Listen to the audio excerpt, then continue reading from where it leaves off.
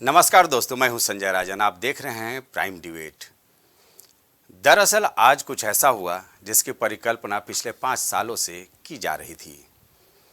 दरअसल पिछले 5 साल का जिक्र मैं इसलिए कर रहा हूं कि सीए यानी नागरिक संशोधन अधिनियम, जिसे आज गृह मंत्रालय की ओर से नोटिफिकेशन कर दिया गया है, ये वाकया ऐसा ही रहा जैसे नोटबंदी से लेकर जीएसटी का ऐलान करके प्रधानमंत्री नरेंद्र मोदी ने एक बार फिर आमसभा चुनाव के पहले मास्टर स्ट्रोक खेल दिया है। दरअसल अब समझिए मामला क्या है। नागरिक संशोधन अधिनियम एक ऐसा कानून है जिसके तहत साल 2014 के दिसंबर से पहले 3 पड़ोसी मुल्क पाकिस्तान, बांग्लादेश और अफगानिस्तान से भारत आने वाले धार्मिक अल्पसंख्यकों को भारत की नागरिकता देने की व्यवस्था है। जिन धार्मिक अल्पसंख्यकों को नागरिकता देने की बात कही जा रही है उसमें हिंदू, सिख, बौद्ध, जैन, पारसी और ईसाई शामिल हैं। अगर सीए लागू हो जाता है तो क्या व्यवस्था परिवर्तन होगा, इसे भी आप समझ लें। अधिनियम लागू होने के बाद नागरिकता देने का पूरा अधिकार केंद्र सरकार में केंद्रित हो जाएगा। आज से 5 साल पहले संसद में पारित सीए के जरिए 31 दिसंबर 2014 से पहले भारत में प्रवेश करने वाले धार्मिक अल्पसंख्यक अवैध प्रवासियों को भारत की नागरिकता देने का रास्ता अधिसूचना जारी होने के बाद साफ हो गया है। दरअसल ये कोई ऐसा मामला नहीं है जो अचानक सामने आया है। इसी साल 28 जनवरी को आपको याद होगा कि केंद्रीय मंत्री शांतनु ठाकुर ने कहा था कि लोकसभा चुनाव के पहले सीए की अधिसूचना जारी कर दी जाएगी, और हुआ भी ऐसा ही। अब माना यह जा रहा है कि देश में आम सभा चुनाव को लेकर हफ्ते भर के भीतर कभी भी देश में आचार संहिता लागू हो सकती है। ऐसे में सीए को लागू कर केंद्र सरकार अपना एक और वादा पूरा कर दिया है। हालांकि ये बात अलग है कि चुनावी माहौल में मोदी सरकार के इस मास्टर स्ट्रोक को लेकर तरह तरह की चर्चाएं हो रही हैं। आरोप प्रत्यारोप का दौर भी शुरू हो गया है। कांग्रेस, तृणमूल कांग्रेस, समाजवादी पार्टी सरीखे बीजेपी के ध्रुव विरोधी सियासी दल केंद्र सरकार के फैसले पर हमलावर नजर आ रहे हैं। हाँ, एक और बात आपसे जरूर साझा करना चाहूँगा। दरअसल सीए और एनआरसी दोनों में फ़र्क क्या है। केंद्र सरकार का दावा है कि सीए अवैध प्रवासियों के लिए लागू है, किसी भारतीय नागरिक का इससे कुछ लेना देना नहीं है। जबकि अन्य लोगों को छोड़कर केवल भारत के नागरिकों को रिकॉर्ड शामिल किया गया है ये एनआरसी में। सीए पूरी तरह से धर्म से जुड़ा अल्पसंख्यकों का मामला है, जबकि एनआरसी का धर्म से कोई लेना देना नहीं है। आपको ये भी मैं बता दूं कि दरअसल एनआरसी देश के केवल असम राज्य में ही लागू किया गया है। 25 मार्च 1971 के पहले असम में रह रहे लोगों को इसमें शामिल किया गया है। जाहिर सी बात है, चुनावी मौसम है, वक्त को लेकर विपक्षी दल सवाल खड़े कर रहे हैं, लेकिन इन सब के बीच केंद्र की मोदी सरकार ने मास्टर स्ट्रोक तो खेल ही दिया है। इस मुद्दे को लेकर निश्चित तौर पर हम एक चर्चा करेंगे। बेहतर पैनल हमारे साथ होगा। सब सारे पॉलिटिकल पार्टियों का पक्ष रखने के लिए हमारे साथ बेहतरीन पैनल होगा। आपको ये भी बता देते हैं कि इसमें जो व्यवस्थाएं दी गई है, जो नोटिफिकेशन जारी किया गया है, इसमें हर एक वो अल्पसंख्यक, हिंदू अल्पसंख्यक कह दे, धार्मिक अल्पसंख्यक, जिसमें कि 6 धर्म के लोगों को शामिल किया गया है, उनको ऑनलाइन आवेदन करना होगा। वेब पोर्टल भी शुरू किया गया है केंद्र सरकार की ओर से, जिस पर ऑनलाइन आवेदन होगा और उस पर केंद्र सरकार फैसला लेगी। जैसा कि मैंने पहले ही बताया था कि सीए की व्यवस्था लागू हो जाने पर जो अप्रवासी अवैध हिंदू अल्पसंख्यक हैं, या जैन हैं, या पारसी हैं, या बौद्ध हैं, सिख हैं, ईसाई हैं, उनको ऑनलाइन आवेदन करना पड़ेगा और उनको भारत की नागरिकता हासिल हो जाएगी। एक तरफ जश्न का माहौल है, जो इस तरह के अप्रवासी हैं जो 31 मार्च 2014 के पहले भारत में आ गए थे, उनको अब भारतीय नागरिकता का अधिकार हासिल हो जाएगा, वो भारत के नागरिक हो जाएंगे। लेकिन सवाल कई खड़े हो रहे हैं, खास करके गैर मुस्लिम जो अल्पसंख्यक वर्ग हैं उसको इसमें क्यों शामिल किया गया है। विपक्षी दल लगातार सवाल खड़े कर रहे हैं। पश्चिम बंगाल से लेकर के उत्तर प्रदेश से लेकर के दिल्ली तक सीए अधिसूचना के बाद सुरक्षा व्यवस्था पुख्ता कर दी गई है। दिल्ली में तो सुरक्षा के मद्देनज़र फ्लैग मार्च तक किया जा रहा है। यानी कुल मिलाकर यह कोशिश है, क्योंकि इसको लेकर के विपक्षी दल लगातार सवाल खड़े करते रहे हैं। लेकिन 2019 में जब यह संसद में पारित हो गया था तो राष्ट्रपति के पास अधिसूचना जारी करने के लिए ये लंबित प्रस्ताव था। अचानक आज ये सूचना आई थी कि शाम 5:30 बजे प्रधानमंत्री नरेंद्र मोदी देश को संबोधित करेंगे। लेकिन कुछ ही मिनट बाद यह ट्वीट के जरिए सूचना दी गई कि अब प्रधानमंत्री नरेंद्र मोदी संबोधित नहीं करेंगे और उसके चंद मिनट बाद ही यह अधिसूचना जारी कर दी गई।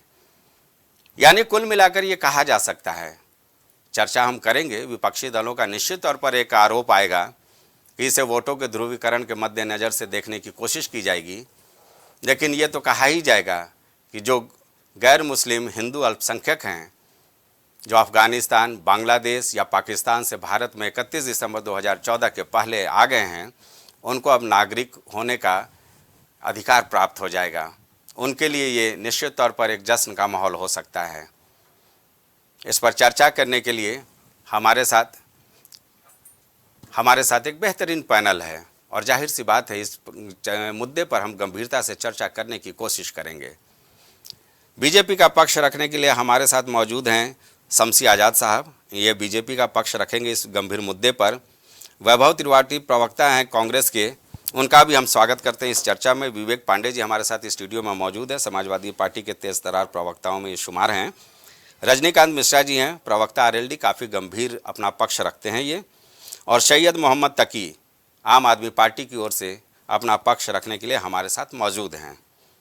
सबसे पहले हम बात करेंगे शमसी आज़ाद साहब, क्योंकि मोदी जी का ये मास्टर स्ट्रोक माना जा रहा है, तो जाहिर सी बात है सबसे पहले सवाल आप ही से कि अभी ही क्यों सीए को लेकर अधिसूचना। नमस्कार आपको और आपके चैनल के सभी दर्शकों को और इस चर्चा में भाग ले रहे हमारे सभी भाइयों को, विवेक पांडे जी, रजनीकांत मिश्रा जी, वैभव त्रिपाठी और प्रवक्ता आम आदमी पार्टी, आपको भी सादर प्रणाम। देखिए, भारतीय जनता पार्टी पर यह आरोप लगाना कि अभी ही क्यों, भारतीय जनता पार्टी जो भी काम करती है समय को अनुकूल देख के करती है। उसको लगता है कि अब इस चीज़ का समय आ गया है, तो चाहे कोई भी परिस्थिति हो वो इस चीज़ को धरातल पर उतारने का काम करती है। CA/NRC की बात लगातार कई वर्षों से चल रही थी और हमारे गृह मंत्री अमित शाह ने पूरी जिम्मेदारी से कहा था, सदन में भी कहा था, बहुत सी जगह पे चुनावी भाषणों में भी कहा था और अक्सर जो है मीटिंग में, प्रेस कॉन्फ्रेंस में लगातार ये बात कहते रहे। लोग उनसे पूछते रहते थे कि CA कब लागू होगा, CA कब लागू होगा। आपने देखा इसके पहले जब CA/NRC की बात चली थी तो विपक्ष ने कुछ बेकसूर, कुछ जो है अनजान मुसलमानों को इस तरीके से वर्गलाया, भड़काया कि उन लोगों ने जो अनशन शुरू कर दिया, धरना प्रदर्शन किया, जो कई महीनों तक लगातार चलता रहा। लेकिन जब बाद में उसकी असलियत उन लोगों को पता चली तो उन लोगों ने स्वयं ही उस चीज़ को ख़त्म किया और अब भारतीय जनता पार्टी पूरी तैयारी करके इस कानून को लाना चाहती है। ये कानून उन लोगों के लिए है कि जो हमारे पड़ोसी मुल्कों से यहाँ पर रह रहे हैं, अल्पसंख्यक समाज के भी कहा जा सकता है क्योंकि बाहर से आए हुए हैं और वहाँ पर वो अल्पसंख्यक ही हैं, तो उनको भी कहीं ना कहीं से ये कहा जाता है कि यहाँ पर अल्पसंख्यक ही हैं जहाँ पर आए हुए हैं, चाहे वो में से हिंदू हो, चाहे जैन हो, चाहे सिख हो, चाहे ईसाई हो, अफ़गानिस्तान, बांग्लादेश और जो पाकिस्तान से यहाँ आए हुए शरणार्थी हैं जो यहाँ पर वो सम्मान नहीं पा रहे थे जिसके वो हकदार थे। अपने ही देश में गैर नागरिकों की तरह रह रहे थे, अपने ही देश में जो अनजान लोगों की तरह रह रहे थे। तो इस बात को भारतीय जनता पार्टी ने बहुत गंभीरता से लिया और आज वो समय, अनुकूल समय आया जब इसका उन्होंने कानून को लागू किया। और हमारे ख्याल से इसमें विरोध करने वाली बात जो है कहीं से भी नहीं है कि कहीं से भी विरोध किया जाए और हमारे ख्याल से इतना विरोध भी नहीं हो रहा है। लेकिन ये कि भारतीय जनता पार्टी चुनाव के मद्देनज़र पूरी मुस्तैदी के साथ जो है पूरे देश में जो है उन्होंने अलर्ट घोषित किया और पूरे देश पर उनकी निगाह है कि कहीं पर भी कोई, क्योंकि होता यह है कि होना कुछ नहीं होता लेकिन विपक्ष जो है कहीं ना कहीं साजिश करके इस चीज़ को जो है भड़काने का काम करती। जैसे आपने देखा कि पूर्व में किसान आंदोलन हुआ तो उसको किस तरीके से देश के मासूम किसानों को, देश के बेगुनाह किसानों को किस तरीके से उत्तेजित कर दिया और इतना उत्तेजित कर दिया कि वो जान लेने देने पर उतारू हो गया। और फिर उन्होंने दिल्ली पर हमला किया, क्या क्या किया वो बताने की ज़रूरत नहीं, लंबा हो जाएगा। लेकिन जब उनको भी ये समझ में आए कि कहीं ना कहीं इसमें जो है साजिश हो रही है कि हमको अपने ही देश के खिलाफ खड़ा किया जा रहा है, हमको जो सम्मान भारतीय जनता पार्टी लगातार देती आई है वो सम्मान हमसे कहीं ना छिन जाए, तो उन लोगों ने बैठकर सरकार के साथ समझौता किया, बात को ख़त्म किया और उसके बाद वापस अपने घर में गए। और दोबारा से फिर विपक्ष, क्योंकि होता यह है कि जब चुनाव आता है विपक्ष के पास कोई मुद्दा नहीं बचा होता है।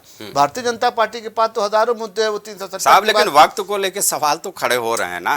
अब चंद दिनों बाद आचार संहिता आनी है। भारतीय जनता 2019 में आपने पार्लियामेंट में ये विधेयक पारित कर लिया था। भारतीय जनता पार्टी एक ऐसी पार्टी है कि कहीं भी कुछ भी होता है तो ये कहा जाता है कि चुनाव का मौका है, और ऐसा होता है कि हर दूसरे महीने कहीं ना कहीं भारत में चुनाव हो रहा होता है। कहीं विधानसभा का होगा, कहीं विधान परिषद का होगा, कहीं राज्यसभा का होगा, कहीं लोकसभा का होगा, कहीं जो है न्याय पंचायत का होगा, कहीं जिला पंचायत का होगा, कहीं नगर पालिका का होगा। तो कहीं ना कहीं चुनाव होते रहते हैं, और भारतीय जनता पार्टी देश की बड़ी पार्टी होने के नाते सभी चुनाव में भागीदारी करती है, पार्टिसिपेट करती है। तो वो तो हमेशा ये इल्ज़ाम लगता है कि भारतीय जनता पार्टी ने चुनाव के मद्देनजर किया, भारतीय जनता पार्टी ने चुनाव के मद्देनजर। हम ये आरोप सहने को तैयार हैं, लेकिन विपक्ष ये आरोप लगाता है, उसके बाद भी न चुनाव के पहले कोई तैयारी करता है, न चुनाव के बाद कोई मुद्दा बनाने की तैयारी करता है।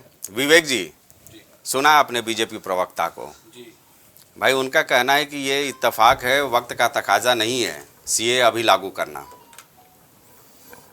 देखिए, पहले तो मंच पर उपस्थित सभी सम्मानित पैनलिस्टों को मैं प्रणाम समर्पित करूंगा, और आपके माध्यम से जी मैं पहले तो शुभकामनाएं दूंगा, चूँकि कल से रमज़ान भी शुरू हो रहे हैं, तो इस देश की शांति और अखंड एकता बनी रहे, इसकी मैं कामना करता हूं। बहुत अच्छी बात की हमारे मित्र ने। मुझे इनकी एक लाइन जो इन्होंने कहा, जो वक्तव्य दिए, उसमें एक वाक्य को मैंने पकड़ा, अपने देश में सम्मान नहीं पा रहे थे। एक छोटा सा उदाहरण मैं प्रस्तुत कर देता हूं, जो गृह मंत्रालय की जानकारी 2021 तक की फिलहाल हमारे सामने है। हाँ जी। तमिलनाडु में 108 शरणार्थी शिविर में 58,883 श्रीलंकाई शरणार्थी हैं। उड़ीसा में 54, भारत में 72,312 तिब्बती शरणार्थी हैं, और जो CAA NRC का प्रकरण ये बता रहे हैं जो लाया गया है, इसमें अफगान, पाकिस्तान, बांग्लादेश के हिंदू, सिख, बौद्ध, जैन, पारसी शरणार्थियों को ये बता रहे हैं कि इसमें नागरिकता देने का प्रावधान किया गया जी। तो मुझे लगता है कि जब हम बात करेंगे CAA NRC पे, तो पहले तो इन जातियों के हिसाब से इनकी संख्यात्मक शरणार्थियों की संख्या भी स्पष्ट करनी चाहिए। आप ये कानून लाए किनके लिए है? क्योंकि मुझे लगता है कि जो आंकड़े मेरे पास आए हैं उसके अनुसार तो हमारे पास जो शरणार्थी है वो श्रीलंकाई है, तिब्बती हैं, और कुछ तमिलनाडु के शरणार्थी शिविर में, हाँ, और उड़ीसा में है 54 शरणार्थी शिविर वहां भी चल रहे हैं। तो मुझे ये स्पष्ट कर दे पहले कि संख्यात्मक अनुपात जो है वो इन धर्मों के साथ तो है, ठीक है, आप किसी को शरण देना चाहते हैं, मुझे कोई आपत्ति नहीं। आप जहां 84-80 करोड़ लोगों को मुफ्त राशन दे रहे हैं, वहां 180 हो जाएंगे तो हमें कोई आपत्ति नहीं है। अगर देश सक्षम है तो बिल्कुल दे, लेकिन उसका भार इस देश के नागरिक की बोझ जेब पे ना डालते हुए राजनीतिक दल अपने राजनीतिक दल के चंदों पे डाल लें। ये भी एक अच्छा सुझाव है, इसको आप मुझे लगता है सकारात्मक रूप में स्वीकार करिए। दूसरी बात पे आऊंगा, जिस परिप्रेक्ष्य में ये बिल लाया गया है, जो अभी तक आया, चूंकि मुझे लगता है कि अतिशयोक्ति हो गई कि हम लोग इसकी घोषणा होते ही इस पे बहस करने लगे। थोड़ा सा इसका एक प्रारूप जब जमीनी स्तर पे अपना आधारभूत स्तर वो दिखाता चेहरा, तब हम इस पे ज्यादा अच्छे से इस पे बोल पाएंगे। फिलहाल जो स्थिति है उसके अनुसार अभी कुछ दिन पहले खबर आई थी कि 1.25 लाख मजदूरों को इजराइल भेजा जाएगा। विवेक जी, इस अधिसूचना की एक जानकारी आपको दे देते हैं। एक तो ऑनलाइन आवेदन करना है, ये सबको पता है, वेब पोर्टल उसके लिए निर्मित हो चुका है जी। और भारत में रहने वाले किसी भी नागरिक पर इसका कोई असर नहीं होगा। हाँ बिल्कुल, मैं स्वीकार कर रहा हूँ, लेकिन जो भार आएगा वो किस पर जाएगा? जिनको आप शरणार्थी बना करके इस देश में लाएंगे, वो उसका भार आप किसके ऊपर डालने जा रहे हैं? दूसरी बात, अभी अकबर नगर में 2200 मकान तोड़े जा रहे हैं, वो सभी के सामने है। आपकी मीडिया को भी धन्यवाद, आप लोगों ने भी पुरजोर तरीके से उस खबर को दिखाया है, सत्य दिखाया। बिल्कुल। और हमारे इस मंच पे जितने लोग बैठे हैं वो भी इस पूरी कार्रवाई को देख रहे हैं। क्योंकि दुख इस बात का होता है कि राजनीतिक दलों का एक संस्कार जो है संस्कारहीन दिशा में कैसे बढ़ता है, उसको समझिए। 2200 मकान अवैध है। एक मकान के हिसाब से मुझे लगता है कि अगर हम 5 परिवारों का भी आंकड़ा जोड़ लें तो अच्छी खासी वोट बैंक हो जाती है। उन मकान से, उन नागरिकों से आपने चुनाव में वोट लेकर के जो विधानसभा में अपना प्रत्याशी जितवाया, वो वैध माना जाएगा। लेकिन जब वो जीत जाता है तो वो मकान अवैध हो गए। तो मुझे लगता है इस हिसाब से तो इस विधानसभा को भी डिसॉल्व घोषित कर दीजिए आप, क्योंकि वो वोट भी अवैध थे। फिर अगर वो मकान अवैध थे तो उनका वहां पे कैसे आपने उस वार्ड का या फिर उस जगह पे आपने कैसे ये सवाल हमने उठाया था कि भाई वहां, हाँ मुझे पता है, मैं इसके लिए आपको धन्यवाद भी दे रहा हूँ। वाटर कनेक्शन दिया गया है, बिजली मीटर लगा हुआ है, ये सारी सरकारी वहां पे सुविधाएं उपलब्ध थी। मैं वही लाना चाह रहा था आपको कि जब आप अपने देश के अंदर जो स्थिति इस समय आपके नागरिकों को जो सम्मान पूर्वक जीवन मिलना चाहिए, जो भारतीय नागरिक हैं उनको नहीं दे पा रहे हैं, तो ये जो CAA NRC का प्रारूप लेके आए, इसमें एक आपत्ति और है मेरी। हिंदू, सिख, बौद्ध, जैन, पारसी, ईसाई, इन जातियों की आप बात करते हैं, चूंकि ये सभी जो है कहीं ना कहीं हिंदू जो एक व्यवस्था है, हिंदू जीवन पद्धति से प्रेरित है, इनका मिश्रित स्वरूप आपको दिखाई देता है। मुस्लिम अपवाद क्यों हो गया भाई? भाई आप पाकिस्तान की बात करेंगे, वहां के मुस्लिम क्यों नहीं आएंगे? आप बांग्लादेश की बात करेंगे तो वहां मुस्लिम क्यों नहीं आएंगे, जहां 80% जनसंख्या संख्या का मामला फंसेगा। हाँ, मैं वही आ रहा हूं। तो आपको टाइटल तो चेंज करना ही पड़ेगा। और अगर आपने आज इनकी बात की तो क्या आप इस पे भी राजी होंगे कि शत्रु संपत्तियों को उन्मुक्त किया जाएगा? बात तो उस पे भी होगी फिर, क्योंकि केवल नागरिकता देने के पीछे जो आपकी मंशा है एक हिंदू राष्ट्र का प्रारूप तैयार करने की, वो तो हम समझ ही रहे हैं, हमें उससे आपत्ति नहीं है। मेरी आपत्ति यहां है कि जब आप अंतरराष्ट्रीय पटल पे अपने, क्योंकि देश के अंदर तो आपने कोई ऐसा काम किया नहीं कि आपकी छवि सुधार दिखाई दे या लोग उसको स्वीकार करें, लेकिन जो अंतरराष्ट्रीय पटल पे आपने एक संदेश देने का प्रयास किया, तो इसमें मुस्लिम अब देशों के लोग अगर खड़े हो गए फिर से, और वो अगर सवाल पूछेंगे कि अगर भारत इतना ही उदारवादी है तो मुस्लिमों को इसमें प्रतिबंधित क्यों किया गया? ठीक है, आपके तमाम सवालों का जवाब हम आजाद जी से लेंगे, लेकिन सबसे पहले हम चर्चा में शामिल कर दे रजनीकांत जी, गंभीर प्रवक्ता हैं। जाहिर सी बात है सीए लागू हो गया है, इस अधिसूचना को जिस वक्त पे ये लागू किया गया है देश में, कोई सवाल आपके जहन में भी है या आप स्वागत करेंगे? नहीं, देखिए ये कानून, इस पे काम तो बहुत पहले से चल रहा था। हाँ, 2019 में संसद में पारित हो चुका लेकिन ये लागू नहीं किया गया। हम कह रहे हैं कि जो लोग मेरे देश में रह रहे हैं जी, और अवैध तरीके से रह रहे हैं, तो खा तो हिंदुस्तान का ही रहे हैं। जैसे खर्चे बढ़ने की बात आई कि इस पे एक लोड आ जाएगा, तो लोड तो ऑलरेडी है। अगर उसको एक कानूनी जामा पहना दिया जाए तो ये कोई बुरी बात नहीं है, ये ठीक बात है। और जो अभी हमारे भाई ने कहा कि उसकी गणना, तो लोग फार्म भरेंगे, सारी चीजें करेंगे, ये सारी रिकॉर्ड सामने आ जाएंगे कि कितने लोग हैं, कहाँ हैं, किस शरणार्थ में कितने हैं, कैसे हैं, तो ये सारी चीजें देश के सामने आ जाएंगी कि कितने लोग हैं। रजनीकांत जी, एक सवाल आपने जो उठाया वाकई वो मौजू है। मेरा ये कहना कि अगर उनको नागरिकता मिल जाएगी तो वो अधिकृत हो जाएंगे कि यहाँ वो नौकरी पेशा कर पाएंगे, और संभवतः लगता है कि वो स्वरोजगार की ओर खुद उन्मुख हो जाएंगे।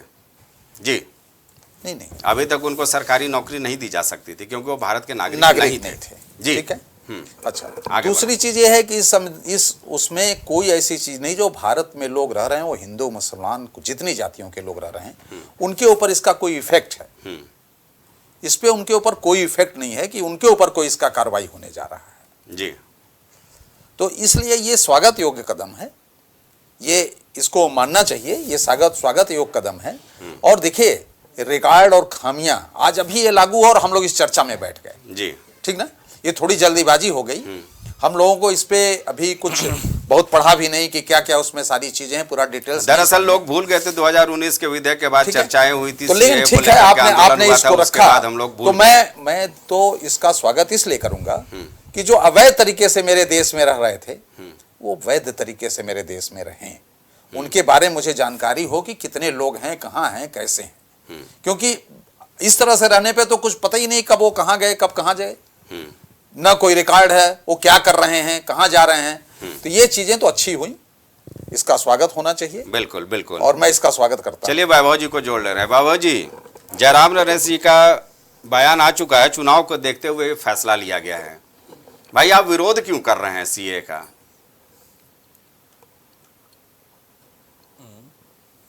कानून है कि पूरी तरीके से आर्टिकल 14 को वायलेट करता है, जिसमें समानता का अधिकार है। समानता का अधिकार ये कहता है कि सरकार किसी भी कानून में किसी जाति, धर्म या लिंग भेद के आधार पर भेदभाव नहीं कर सकती। तो इसमें ये सरकार यही कर रही है। तो बात सीधा सा, और आप जो बात कह रहे हैं कि चुनाव के समय इसलिए कह रहे हैं कि 2019 में पास हुआ कानून 5 वर्षों तक फाइल गायब हो जाती है, और जैसे ही 24 का चुनाव आता है तो राजनीतिक लाभ के लिए, धार्मिक ध्रुवीकरण के लिए भाजपा इसको आती है। सवाल ये बड़ा होना था कि चलिए आपके अंदर, अभी शमशी आजाद साहब कह रहे थे कि नहीं हम ये उनको अधिकार दे रहे हैं। अरे अधिकार तो मणिपुर के लोगों को भी देने की बात थी भाई। प्रधानमंत्री जी उस पर क्यों मौन है पिछले 10 महीने से? क्या अब वो अगले चुनाव के लिए रखा है क्या? बड़ी बात है कि जो सरकार 10 साल पूरी कर चुकी है, उसके पास गिनाने को एक भी उपलब्धि नहीं है, और वो कभी मंदिर की बात करेगी, कभी हिंदू मुस्लिम की बात करेगी और ऐसे कानूनों को आगे बढ़ाती रहेगी। अरे भाई वैभव जी, मोदी जी तो हर मंच से अपनी उपलब्धियां गिना रहे हैं भाई, अब कितना गिनाएंगे आप वो? ही बता दीजिए, आप ही बता दीजिए, क्या 20 करोड़ लोगों को 10 साल में नौकरी दे दी? क्या किसानों की आय दोगुनी हो गई? क्या एमएसपी का कानून बना दिया? क्या महिलाओं पर अत्याचार मणिपुर में रुक गया? क्या बीएचयू आईआईटी प्रधानमंत्री के संसदीय क्षेत्र का आईआईटी देश का सबसे ख्यातिलब्ध संस्थान है, उस बीएचयू आईआईटी में गैंगरेप होता है और भाजपा के गुंडे करते हैं। प्रधानमंत्री इस पे बोलते ही नहीं है। आप तो कह रहे हैं कि हर मंच से गिना रहे हैं, क्या गिना रहे हैं? हर एक सरकार के ऐसे आपराधिक कृत्य साफ तौर पर देखते हैं भाई। 20 साल से मैं कवरेज कर रहा हूँ सियासी दलों को, वादों और दावों का फर्क मैंने देखा है हकीकत तो में। आप ही, चूंकि आपका लंबा अनुभव है, तो आप ही बता दीजिए कि जो वादे किए थे 2 करोड़ हर साल रोजगार को 20 करोड़ लोगों को मिल गया क्या? किसानों की आय दोगुनी हो गई क्या? किसानों की आय आधी हो गई जनाब। महंगाई की मार की जब ये बात करते थे, 400 का सिलेंडर 1200 पहुंचा देते। भाई सीए का विरोध क्यों है? सिलेंडर और महंगाई पे तो हम लोग चर्चा कर ही चुके हैं वैभव जी, सीए का क्यों विरोध? संजय जी, मैंने बेहद साफ तरीके से स्पष्ट रूप से आपको बताया कि आर्टिकल 14 का ये वायलेट करती है। ये आर्टिकल जो 14 है उसको ये वायलेट कर रहा है। समानता का अधिकार, आप धर्म के आधार पर भेद नहीं कर सकते, यही कहता है आर्टिकल। नहीं, इसको वैभव जी थोड़ा समझना पड़ेगा, क्योंकि 3 देशों की बात हो रही है, अफगानिस्तान, पाकिस्तान और बांग्लादेश। वहां पे जो हिंदू अल्पसंख्यक हैं वो अगर हमारे देश में आना चाहें तो निश्चित तौर पर ये उनका स्वागत करने की बात हो रही है।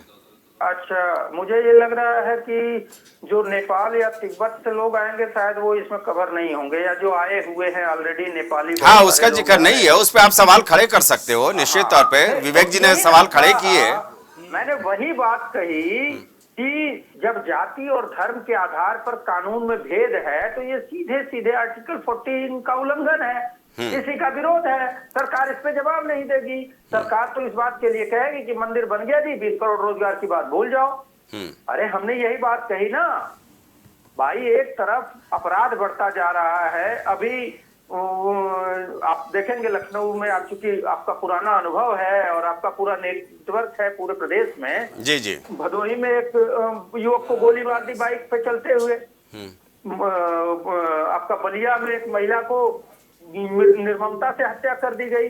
इन सारे मुद्दों पे पुलिस मौन है, सरकार मौन है। 10 साल की विफलता का बात है, हर मुद्दे पे विफल रही है सरकार। अब हर जगह धार्मिक मुद्दों को आगे कर रही है।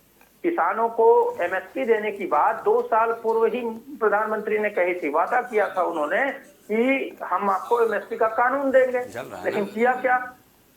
नहीं दे पाए। 2 साल बीत गए, अब वो बात ही नहीं करेंगे। और भाजपा के साथी कह रहे हैं कि किसानों को भड़काया गया। अरे मोदी जी ने भड़काया, मोदी जी ने ही तो भड़काया भाई किसानों को। मोदी जी ने 2 साल पहले कहा कि हम आपको एमएसपी का कानून देंगे। वैभव जी, हाँ, जरा सवाल जवाब सुन लीजिए। आपको शायद अपनी पार्टी की करतूत नहीं मालूम है। 1970 और 1980 में श्रीलंका के तमिल हिंदुओं को नागरिकता देकर कांग्रेस पार्टी ने इसका पहले ही प्रारूप तैयार किया था। उस वक्त क्या हुआ था? तब आप कहाँ थे? तब आपका संविधान कहाँ था? आर्टिकल 14 कहाँ था? नहीं, जब श्रीलंका के तमिलों को यहाँ पर दिया गया था नागरिकता। बस सुन ले, अब जवाब ले लीजिए। जवाब दीजिए। जब तमिलों को, अरे सुनी, आप सवाल करके फिर बीच में बोलते रहे। हाँ वैभव जी, जवाब दे दीजिए ना भाई, जवाब दे दीजिए। शमसी जी ने जो सवाल खड़ा किया ये तो हकीकत है ना।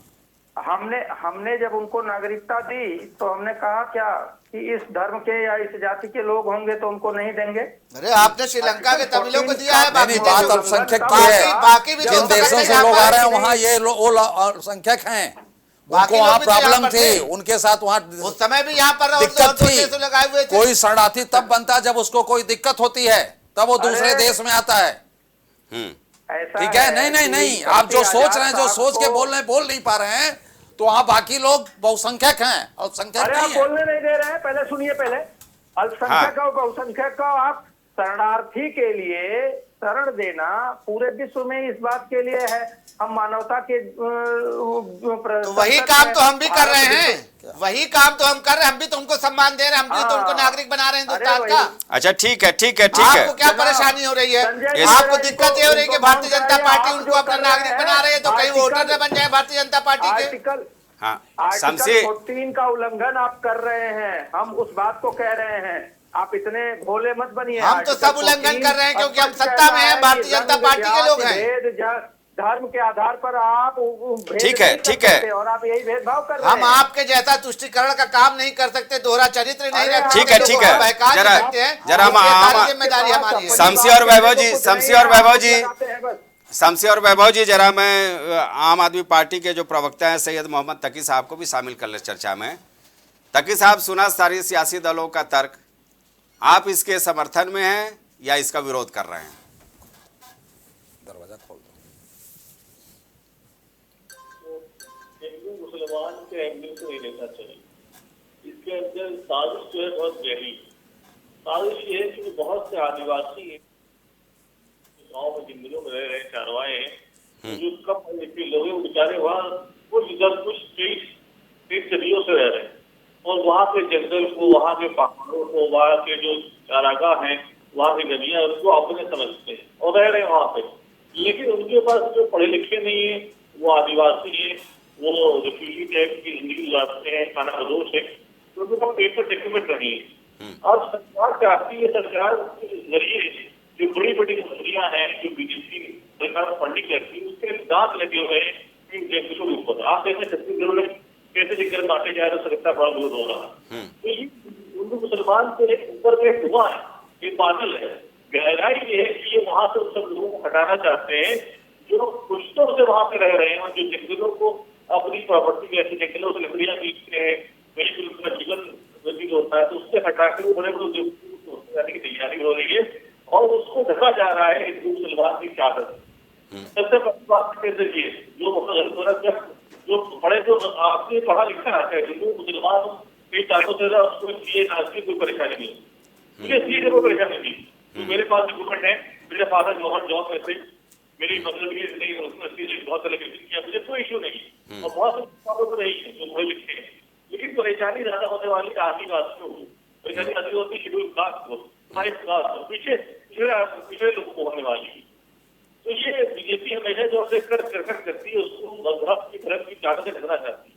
उसी बात से कोई भी तकी साहब, लेकिन मेरा एक सवाल ले लीजिए कि भाई जो भारतीय कभी यहाँ थे, हिंदू, सिख, ईसाई, पारसी, ये तमाम जो 6 अलग अलग कहा जाएगा धार्मिक समूह हैं, वो किसी कारणवश बांग्लादेश गए, पाकिस्तान गए, अफगानिस्तान गए, वहाँ उनके साथ तमाम तरह के उत्पीड़न हुए और किसी तरह वो जान बचा करके यहाँ आए। तो उनको अगर भारत की नागरिकता हम देते हैं तो एक तरह से कहा जाएगा ना कि ये घर वापसी है। लेकिन जो बांग्लादेशी वहाँ के आर्थिक तंगहाली की वजह से हमारे मुल्क में आकर के अवैध रूप से रह रहे हैं, उनको कैसे आप नागरिक दे करके जायज बता सकते हो? भाई उनको तो उनके देश जाना पड़ेगा।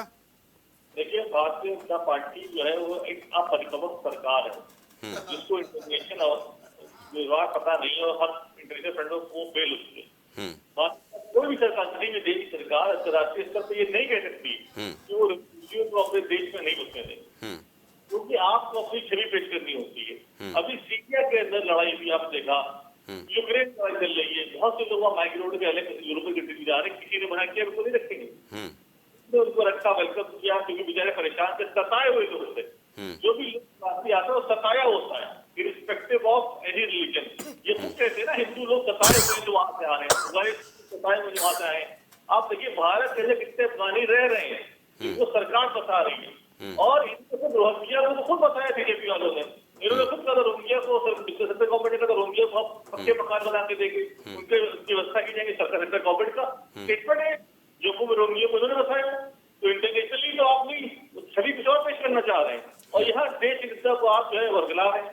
बाहर जाते हैं, आप कहते हैं बुद्ध की धरती से आया हूँ, जहाँ इनको परमाधर्मा कहा जाता है, और यहाँ क्या कर रहे हैं आपसे किसानों के ऊपर। चलिए ठीक है, शमसी साहब से आपका जवाब ले लेते हैं। शमसी आजाद भाई, सुना तकी साहब को, उन्होंने अपना पक्ष रखा। आप क्या कहेंगे उनके आरोपों को लेकर? नहीं, इनके आरोप निराधार हैं, बेबुनियाद हैं। इनके आरोप इस वजह से लगा रहे हैं सिर्फ क्योंकि भारतीय जनता पार्टी ने एक अच्छा काम किया। जो यहाँ पर शरारती रह रहे थे, जिनको सम्मान नहीं मिल रहा था, जो नौकरियों में हिस्सेदारी नहीं ले सकते थे, ज़मीन खरीदने में, कारोबार करने में तरह तरह की उनको परेशानियाँ आ रही थी। अगर हम हिंदू राष्ट्र बनाना चाह रहे हैं, अगर हम सनातनियों को मजबूत करना चाह रहे हैं, हिंदू धर्म को मजबूत करना चाह रहे हैं, तो हम जो वहाँ से शरणार्थी यहाँ पर आए, चाहे वो जैन हो, चाहे सिख हो, चाहे ईसाई हो, चाहे हिंदू हो, अगर हम उनको नागरिकता दे रहे हैं तो इनको परेशानी क्या हो रही है? अगर कोई परेशानी है तो बताए भाई, परेशानी की वजह क्या है? परेशानी सिर्फ इस वजह से है कि लगातार जो भारतीय जनता पार्टी की लोकप्रियता बढ़ रही है। एक और अच्छा काम कर दिया मोदी जी ने, एक और अच्छा काम कर दिया अमित शाह ने, भारतीय जनता पार्टी ने चुनाव के ठीक पहले। अरे भाई, तो ये लग रहा है ना कि वोट में कन्वर्ट ना हो जाए, वोट में कन्वर्ट ना हो जाए, शमशी जी, बुरी हार ना हो जाए। ये सिर्फ अपनी हार की वजह से ये सारे बयान दे रहे हैं कि हम हार रहे थे 50,000 से, तो अब कहीं और जो हमारे वोटर बढ़ जाएंगे। विवेक जी भाई, आप हार रहे हैं इसलिए संभवतः ये आरोप लगा रहे हैं। भाई जवाब दीजिए शमशी सारी के। बात तो यही है ना भाई कि चुनाव को देखते हुए और ये किया वो किया। भाई हम एक अच्छा काम कर रहे हैं, अगर गलत है तो आप उसको साबित करें भाई। नहीं देना चाहिए नागरिकता तो आप बताइए भाई, जबकि पूर्व की सरकारें ऐसा काम कर चुकी है। संजय, विवेक जी जवाब दीजिए। मैं देता हूँ। मेरी बात है। वैभव जी एक मिनट जरा विवेक जी बोल लें, फिर आपके पास आते हैं। कुछ दिन पहले, सबसे पहले जब एनआरसी और सीएए की बात आई थी तो असम में भाजपा ने इसका स्वागत किया और असम में सबसे पहले इसको लागू किया गया था। लेकिन जब काउंटिंग होती है तो 19 लाख लोग ऐसे लिस्ट से बाहर हो गए जिसमें अधिकतर हिंदू थे। फिर उसी भाजपा ने उसका विरोध करना शुरू कर दिया।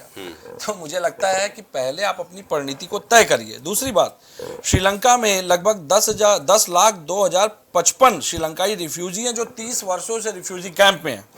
अगर आपकी मानसिकता या आपकी सोच भारत के एक उदारवादी चेहरे के साथ एक उदारता प्रस्तुत करने की थी, तो इन श्रीलंकाई नागरिकों को, जो कि तमिलनाडु वहां के मुख्यमंत्री जो कि पत्र भी लिख चुके हैं मोदी जी को, उसके बाद भी आपने इन लोगों को इसमें शामिल क्यों नहीं किया? इसको भी आप स्पष्ट कीजिए। फिर उदारवादिता तो सबके लिए होनी चाहिए। दूसरी बात, ये बात सच है, देखिए भारत के सामने एक विषम परिस्थितियां क्या है। पूर्ववर्ती में जो सरकारें रही, ये बात बिल्कुल सच है कि हमारे यहाँ हर गैर नागरिक जो कि विधिक रूप से भारत में नहीं है वो घुसपैठिया है। बिल्कुल। और अगर वो पर्यटक नहीं है, राजनयिक नहीं है, अगर सरकार द्वारा उसको मान्यता नहीं दी गई तो वो घुसपैठिए की श्रेणी में ही देखा जाएगा। कुछ शरणार्थी हैं जिन्हें वो दर्जा सरकार द्वारा प्राप्त है, लेकिन भारत में चूंकि घुसपैठ पे कोई ऐसा कानून नहीं है जिसके कारण कि इस पे नियंत्रण किया जा सके। ये सबसे बड़ा चुनौती का विषय, और मुझे लगता है कि सबसे पहले इसको लेकर भी एक कानून बनाने की आवश्यकता है। आप केवल बिल ला करके, और जिस तरीके से आप बिल लेकर के आए, मैंने तो एक सवाल, छोटा सा सवाल पूछा, आपका उद्देश्य अगर चुनाव से लक्षित नहीं है तो इसमें रोहिंग्या शामिल क्यों नहीं है भाई? भाई रोहिंग्या तो सबसे बड़ी चुनौती है ना, जैसा कि आप बताते हैं देश के सामने। बिल्कुल। तो हम तो यही बात तो हम भी कह रहे हैं ना इतनी देर से कि जब आप उदारवादिता का चेहरा प्रस्तुत करना चाहते हैं तो इसमें सिख, हिंदू, जैन, पारसी, ईसाई, बौद्ध ही क्यों?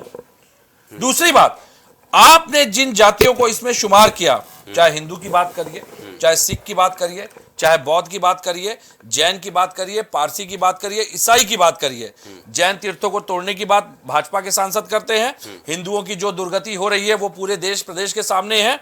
और अगर आप बौद्ध की बात करिए तो सबसे ज्यादा दलित उत्पीड़न, और ईसाइयों की बात करिए तो उनके लिए कोई विशेष आयोग गठित नहीं है। और अगर मैं कह दूं कि इन सारे जातियों को ले लिया जाए तो जिस तरीके का ध्रुवीकरण इस सीएए एनआरसी, देखिए मैंने फिर कहा, मैं फिर स्पष्ट कर दे रहा हूं, सीएए एनआरसी को लेकर के मोदी, अमित शाह जी खुद अपने बयान में इतना कई बार कॉन्ट्रोडिक्टरी कर चुके हैं कि वो खुद ही समझाने में अनुपस्थित रहे, कि वो खुद ही स्पष्ट नहीं कर पाए कि वास्तविकता में ये बिल कहना क्या चाहता है।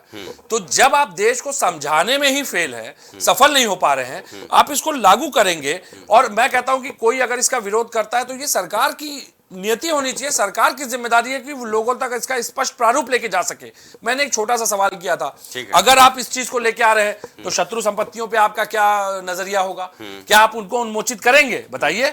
ये तो सबसे बड़ा विषय है, क्योंकि इस देश की अधिकतर जो बड़ी हेरिटेज संपत्तियां वो तो शत्रु संपत्तियां हैं। तो उस पर भी आपको स्पष्ट करना चाहिए था ना। सीएए केवल आएगा और कुछ लोगों को नागरिकता मिलेगी, अगर आपका आधार यह है तो मैं पूछता हूं कि एक तरफ तो आप बढ़ती जनसंख्या को लेकर के कानून बनाने की बात करते हैं, आप कहते हैं कि जनसंख्या बढ़ रही है और उसके लिए आप कई बार एक विशेष वर्ग को टारगेट कर चुके हैं, लेकिन अब जो आप करेंगे क्या इससे भारत की जनसंख्या में इजाफा नहीं होगा? मेरा तो सवाल है, और मेरे सवाल विधिक प्रारूप में है, इनको स्पष्ट करिए और इसका प्रारूप हमें भी समझाइए भाई। वैभव जी का भी पक्ष ले लेते हैं, फिर शमशी से सवाल लेंगे। हाँ वैभव जी, कुछ कहना चाह रहे थे आप? देखिए शमशी साहब बार बार जो इको आ रहा है। जी। कह रहे हैं कि हम नागरिकता दे रहे हैं तो क्या बुरा कर रहे हैं। नागरिकता दे रहे हैं तो आर्टिकल 14 को वायलेट करके ही नागरिकता दे सकते हैं क्या? क्यों जाति धर्म रंग भेद के आधार पे आप भेद करना चाहते हैं? इसका जवाब नहीं दिया। आप बहुत उदार चरित्र हैं, तो दिल्ली में अभी कुछ कार्यक्रम हुए थे जो विदेशों से हमारे G20 के लोग आए थे, मेहमान देशों से। वही जो वो शरणार्थी थे उनको उखाड़ के फेंक दिया गया बिना किसी पुनर्वास की व्यवस्था के। उस पर आपने जवाब नहीं दिया। इस कानून में आप कहेंगे कि नहीं मुस्लिम नहीं रखा जाएगा, लेकिन जब अदनान सामी जैसा व्यक्ति नागरिकता के लिए कहेगा तो आप उसको नागरिकता दे देंगे। तो ये जो सेलेक्टिव आप डिसीजन लेते हैं, इसका क्या मतलब है? वैभव जी, सवाल तो ये बनता है ना कि सरकार अपनी रणनीति बनाती है, जो नीतिगत फैसले लेती है, उसके इर्द गिर्द उसका अपनी भूमिका होती है। मान लीजिए गरीबों के लिए कोई कानून अगर बनता है तो अमीर कहें कि साहब हमको क्यों नहीं शामिल किया गया। ये तो हिंदू अल्पसंख्यकों को लेकर के कानून है ना। अरे आप इतने भोले न बनिए संजय जी। सवाल जब पूरे देश के नागरिकता की हो रही हो तो अमीर और गरीब को इसमें न ले आइए, क्योंकि सबसे ज्यादा सरकार। नहीं, मैं कह रहा हूँ कि कानून बनाने का एक दायरा होता है, ये सरकार के ऊपर डिपेंड करता है। आप आरोप प्रत्यारोप चाहे जो लगाएं, लेकिन सरकार की नीति बिल्कुल साफ है कि वो हिंदू अल्पसंख्यक जो भारत के बासिंदा थे, वो किसी कारणवश बांग्लादेश, पाकिस्तान, अफगानिस्तान गए, वहां से वो आजीज होकर के वापस अपने देश आकर के 31 दिसंबर 2014 के पहले यहाँ रह रहे हैं। वो अवैध हैं, वो कहीं से नागरिक नहीं है। अगर उनकी घर वापसी हो रही है तो इसमें सवाल कहाँ उठता है? मैं जवाब दे दूं। आपका सवाल बहुत लंबा हो जाता है, जवाब के लिए समय कम होता है। नहीं, बिल्कुल जवाब दीजिए आप। हाँ। कि ये सपना आया था मोदी जी को क्या कि भारत से वो लोग चले गए थे और अब वापस आ रहे हैं। 2019 से चल रहा है ये मामला सर। अरे सर, आप यही तो बता दो ना। किसने कह दिया कि भारत से हिंदू चले गए थे, अप्रवासी हो गए थे और उनके पास यहाँ की नागरिकता नहीं है?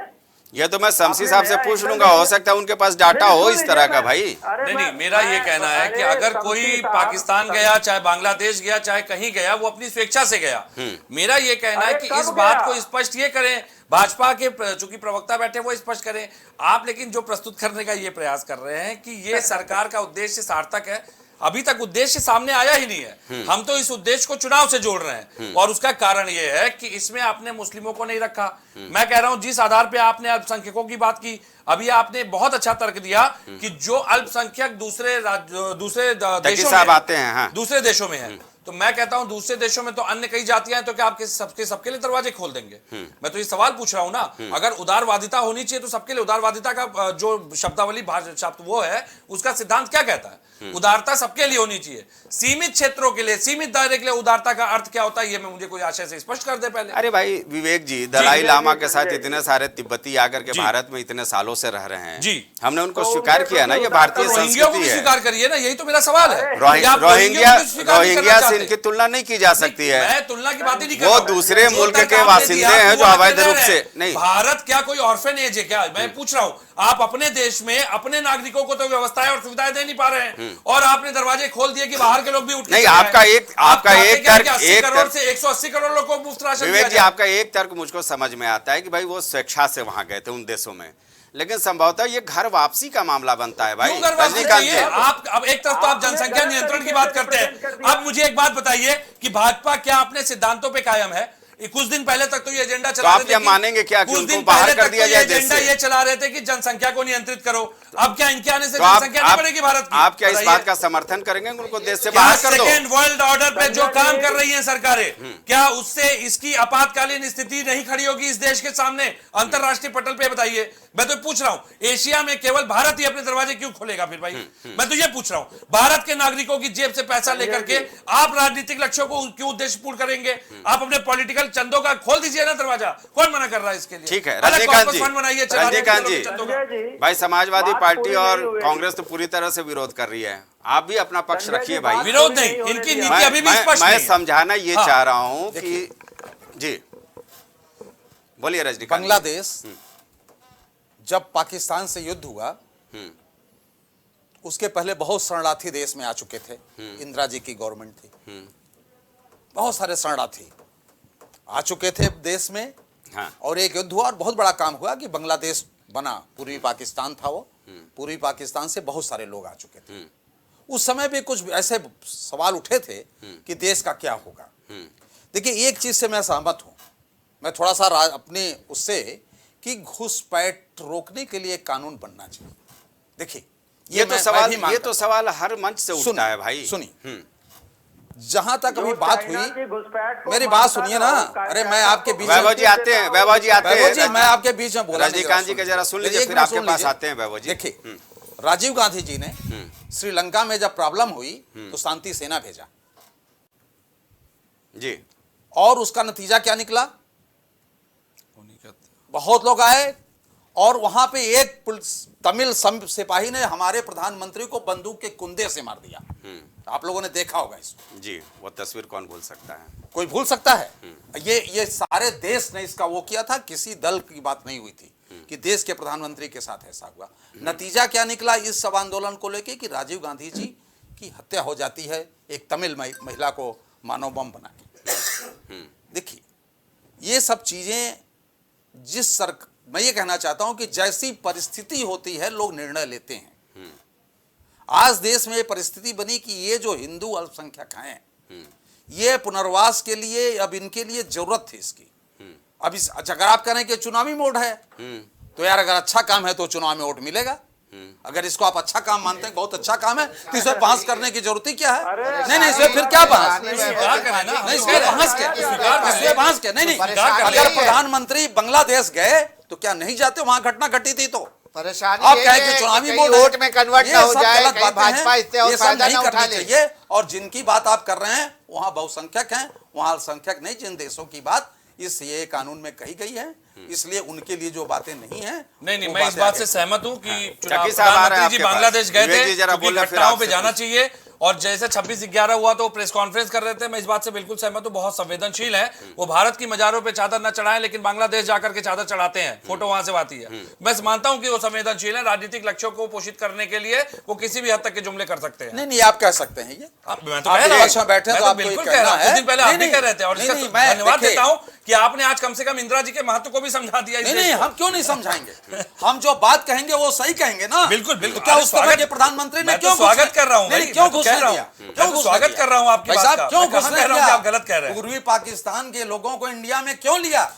भाई, इंदिरा इसका जी से सवाल खामियाजा करते थे। ये इसका वही खामियाजा स्थिति है, देश भुगतता ये रहा वही है, स्थिति इसमें है। दो नहीं, राय सुन नहीं लीजिए, है। हाँ। ये वही स्थिति है जैसे कि बोडोलैंड पे भाजपा 110 पूर्व उग्रवादियों को भाजपा ज्वाइन करवाती नहीं, है, नहीं, गलत आतंक बात। का पोषक करती है। गलत मैं बात। आपको बताइए, खबर गलत दिखा दूं, बात। खबर दिखा दूं, विवेक खबर जी, दिखा गलत दूं। बात। बोल दीजिए कि गलत आतंकवादी को बात। टिकट नहीं दिया था इन्होंने गलत जम्मू बात। के चुनाव गलत में। बात। जम्मू निकाय चुनाव में देखिए, पूर्व आतंकवादी को गलत टिकट नहीं दिया बात। था। विवेक, आप विवेक, दीजिए, इसका- मैं तथ्यों के साथ आप बात- नहीं, मैं नहीं, दिखा ठीक है। दूंगा, आपका मैं दिखा दूंगा। आपका तर्क मैं हो दिखा सकता है। दूंगा। आप बात तर्क कानून नहीं, से करिए। मीडिया ही खबरें दिखाती नहीं, है, नहीं, नहीं, विवेक और जी, उसी विवेक जी, मीडिया की बिना निष्पक्षता को नागरिकता के आप कैसे निष्पक्षता टिकट के ऊपर मिल सवाल सकता उठा रहे है? हैं। ये आपका अब आप तर्क- मीडिया के ये ऊपर आपका सवाल तर्क उठा हो रहे सकता हैं। है। आप ये तर्क ये आपका रख के तर्क हो कर सकता रहे है। हैं। इस तरह के आरोप प्रत्यारोप नागरिकता लगते रहे हैं। कैसे? नहीं, अरे तो कोई मैं तो नहीं कह रहा हूं, मैं भी तो यही कह रहा नहीं, हूं। नहीं, पूर्व नहीं, आतंकवादी को नहीं, आप हाँ, नाम तकी बता साहब- सकते हैं क्या? तकी साहब के पास पूर्व चलते हैं जरा। आतंकवादी, पूर्व लगने का मतलब जिसने सरेंडर कर दिया वो ठीक है। आतंकवादी नहीं रहा। जरा आप तकी साहब कैसे से कहेंगे तकी देश साहब को विरोधी ले। गतिविधियों में उसकी संलिप्तता नहीं रहेगी? विवेक जी, बताइए विवेक आप जी, मुझे, विवेक जी, विवेक केवल जी, इसलिए ये कि उसने तर्क- सरकार के सामने शस्त्र डाल दिए वो विवेक आतंकवादी नहीं रहा। जी, विवेक जी, ये तर्क हो सकता है। जब आप सत्ता में रहते हो तो विपक्षी इस तरह के तर्क देते हैं, उनके पास साक्ष्य भी होता है, लेकिन बाद में वो सिफर साबित होता है। लेकिन मोहम्मद तकी साहब कुछ बोलना चाह रहे थे। जी, तकी साहब। देखिए, भारतीय जनता पार्टी जो एक ढोल बिछ रही है कि बहुत ज्यादा वो परेशान है हिंदुओं को लेकर उनके हाल पे। अभी देखिए आई है कि हिंदू शरणार्थी जो दिल्ली में लगातार 12 साल से रह रहे थे और बेचारे पाकिस्तान से आए थे हिंदू शरणार्थी, उनको बीजेपी ने सही घर नहीं दिया। वो जैसे भी रह रहे थे घरों को तोड़ने का काम किया। तो जो हिंदू लोग जो पाकिस्तान से आए थे दिल्ली में पिछले 12 साल से रह रहे थे, 10 साल सरकार है बीजेपी की, बीजेपी उनको बसा नहीं पाई, बल्कि उनके घरों को बुलडोजर तोड़ रही है और यहाँ दिखाते बहुत परेशान है। दूसरी बात, आपने कश्मीरी हिंदुओं को क्या बसा पाए? आप 370 लगा दी। आज तक एक कश्मीरी परिवार को ये कश्मीर में वापस बसा नहीं पाए। पंजाब में सब रह रहे हैं क्या? चले आते हैं। सारे तो ये कश्मीरी जब अपने पंडित देश पंजाब में आ गए हैं, आप नहीं उनको कर पा बसा रहे रहे नहीं हैं। बसा पा रहे हैं। आप बताइए और वहाँ कोई लोगों उनके को साथ बुलडोजर घटना हो रही हो चला तो? रहे हैं। ये ढोंग नहीं, ये सब लोग तर्क हैं, ढूंढने की ढोंग जरूरत नहीं है, मिलते ये सब अब कोई गलत अब कोई घटना वहाँ पर हो रही है। ये सब तर्क गलत है। ये बात परेशान हो रहा हम है। सीए चाहे लाए हैं, कश्मीरी आप पंडित इसके हो, बारे में बात चाहे करिए ना पाकिस्तान से आए कि अगर हैं, हम वो तो उनको बेचारे नागरिकता परेशान दे हैं। रहे हैं, उनको सम्मान दे रहे हैं, उनको अपने साथ सबकी- जोड़ने की सब- कोशिश सब कर रहे परेशान हैं, हैं। उनको तकी बाद साहब- में बना रहे हैं। तकी तो साहब- क्या आउट ऑफ परेशानी ट्रैक है? नहीं, आउट ऑफ ट्रैक नहीं। ताकि साहब मेरा ये सवाल है कि सीए को लेकर के देश के सामने क्या चुनौतियां हो सकती है, क्यों आप विरोध कर रहे हो भाई इसका? आप सबसे बड़ी सवाल का जवाब दे दीजिए। जो देखिए, शत्रु हम- संपत्तियां रही थी, हम सुन लीजिए विरोध मेरी नहीं बात। कर रहे। विवेक जी आपके पास जो आप शत्रु एक संपत्तियां जिनकी थी और जो ये देश छोड़ के चले गए, लेकिन उनके अगर कोई वंशज आके शरणार्थी बन के सालों से रह रहे हैं और आज अगर उनको आप नागरिकता देते हैं, कल को क्या वो शत्रु संपत्ति पे अपना दावा क्लेम नहीं करेंगे? बताइए आप मुझे।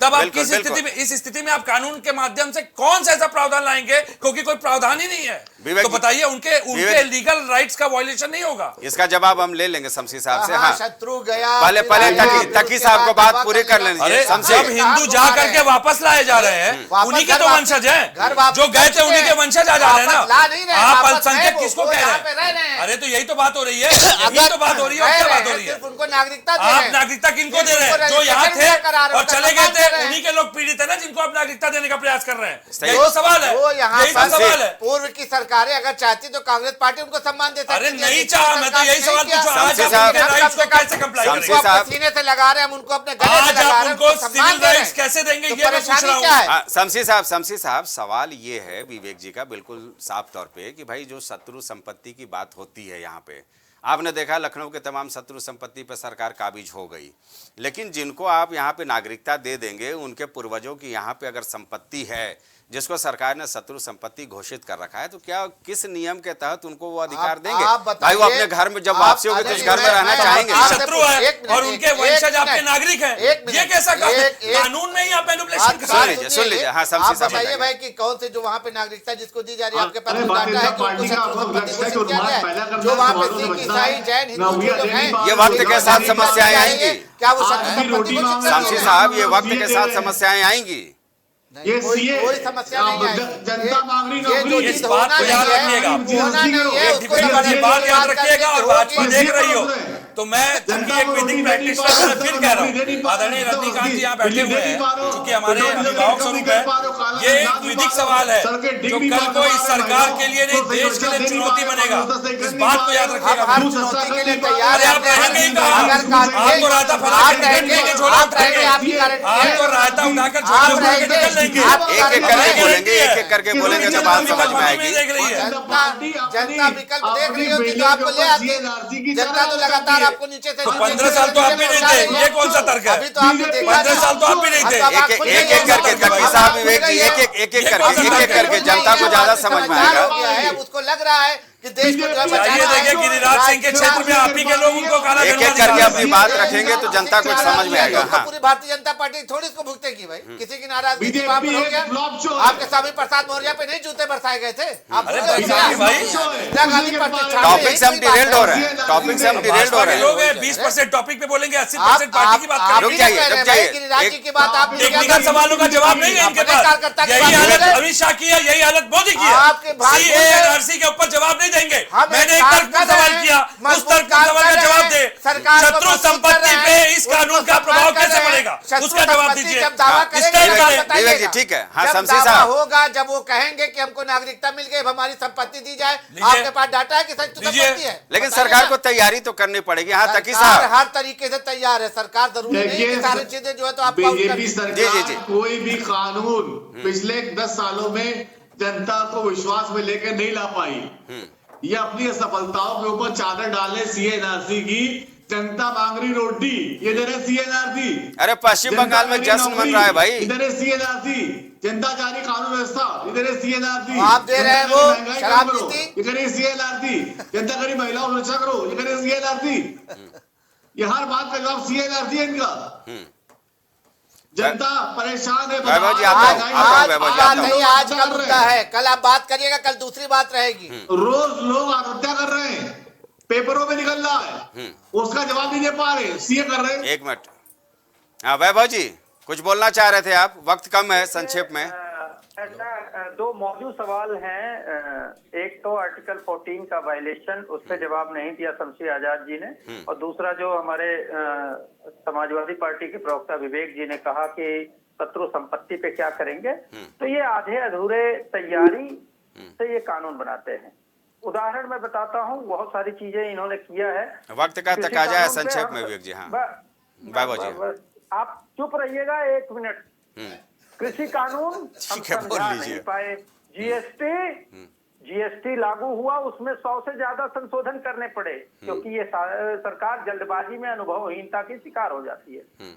नोटबंदी आज तक नहीं बता पाया कि नोटबंदी का फायदा क्या हुआ। उसी तरीके से सीए एनआरसी का भी कोई फायदा नहीं मिलेगा, और इनको जिन सवालों का जवाब देना चाहिए। देखिए, ठीक है शमसी आजाद साहब, आप सरकार के प्रतिनिधि हैं, तो आपको ये बताना चाहिए कि आर्टिकल 14 का जो उल्लंघन हो रहा है वो हम करेंगे या। चलिए शमसी साहब जवाब दे दीजिए भाई, वैभव जी का बार बार सवाल हो रहा है, उसके बाद समय कम है, संक्षेप में जवाब दे दीजिए। हाँ 10 सेकंड। हाँ ठीक है बोलिए। ये बताएं कि 400 पार, जो इनके भाजपा के सांसद ने कहा है कि 400 सीटें जब आएंगी तो हम संविधान में संशोधन करेंगे, तो कहा आर्टिकल 14 जो समानता के अधिकार को देता है उसे भी संशोधन करने का विचार है।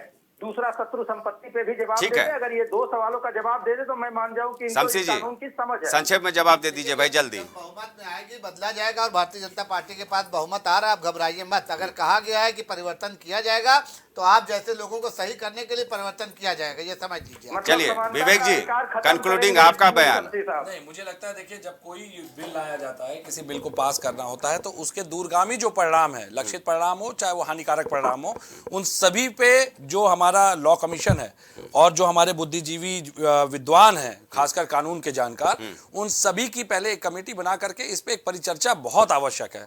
केवल आप अपने राजनीतिक लक्ष्यों के लिए एक मनमाने तरीके से कोई अगर बिल ला करके थोपने का प्रयास करेंगे तो इसके दूरगामी परिणाम भारत या भारत की संविधिक एक प्रारूपता के लिए बहुत अच्छे नहीं मायने होंगे। रजनीकांत जी, आपका आखिरी कमेंट।